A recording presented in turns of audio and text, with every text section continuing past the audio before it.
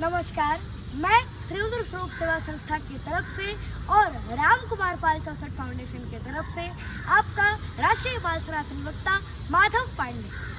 आज का विषय है रामचरितमानस एक महामंत्र है। गोस्वामी तुलसीदास जी की रचित महाकाव्य रामचरितमानस सिर्फ एक सुलझोपाई और दोहा ही नहीं है, बल्कि यह एक महामंत्र है और मंत्र जीवन का एक सूत्र होता है।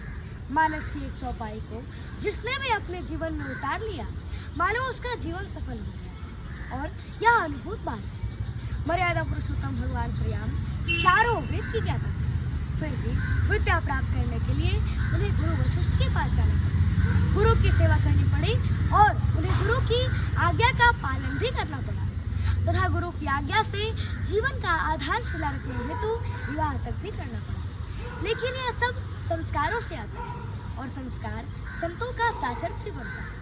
अतः मेरे पृथ्वी पर के भाव भक्तगण अपने बच्चों को संतों का साचर्य देकर मानस की पंक्तियां मंत्रवत धारण करना चाहिए।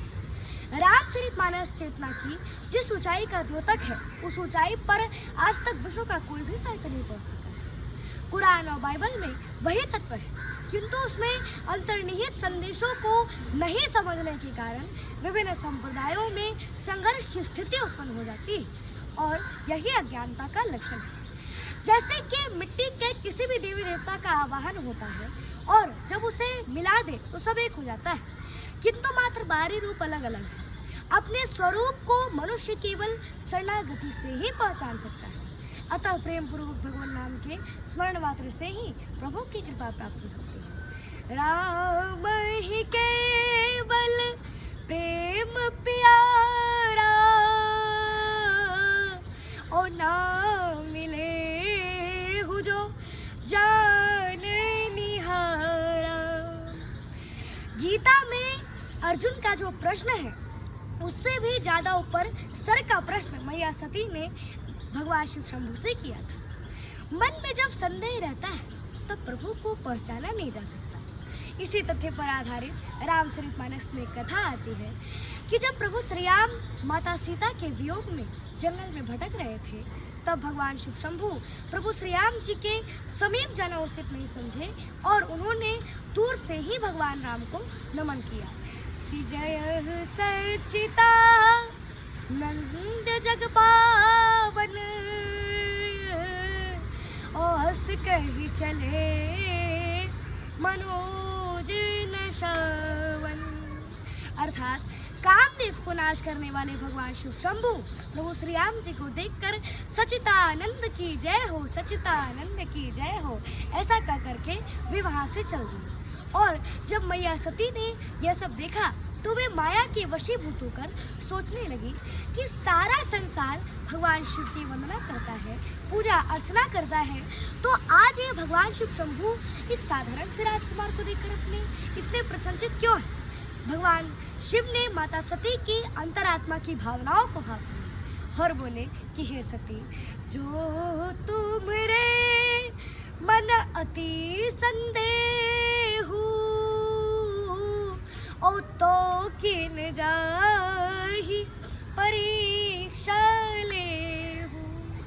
अर्थात हे सती, यदि तुम्हारे मन में संदेह है तो तुम जाकर उनकी परीक्षा क्यों नहीं लेती। तो फिर सती ने कहा कि नहीं, ऐसी कोई बात नहीं है, मैं तो केवल उनका दर्शन करना चाहती हूँ। और भगवान शिव के आदेशानुसार माता सती प्रभु श्री राम जी के दर्शन के लिए चली। पुनि पुनि हृदय विचार करी धरि सीता कर रूप और आगे हो ही चली पंथ जहि आवत नरभूप।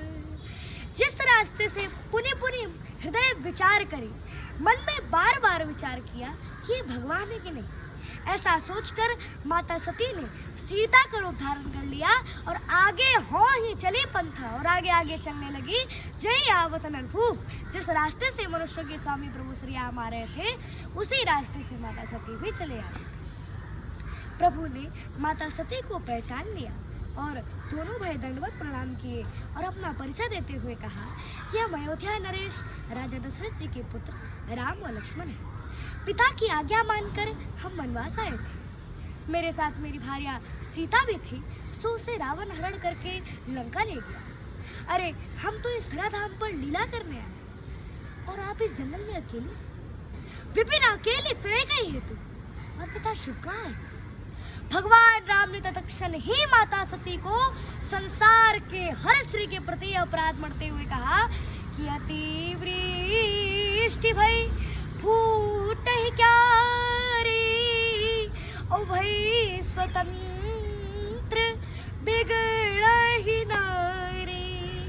अर्थात हे माता, जिस तरह से अतिवृष्टि होने के कारण खेत की क्यारी टूट फूट जाती है, टेढ़ी मेढ़ी हो जाती है, नष्ट हो जाती है, उसी तरह से संसार की हर स्त्री को स्वतंत्र नहीं होना चाहिए, और जो स्त्री स्वतंत्र हो जाती है उसका चरित्र बिगड़ जाता है। अर्थात अगर आपके साथ में भगवान शिव शंभू होते तो आप में सीता का रूप धारण करने की बिल्कुल भी साहस नहीं होती, और अगर मैं आपको सीता समझकर आप में निपट जाता तो आप कहाँ की रहते? आज हमारा चरित्र ने आपको बचा लिया। माता सती प्रभु श्री राम जी के समीप लज्जा के कारण पानी पानी। जय जय श्री राम। हर हर महादेव।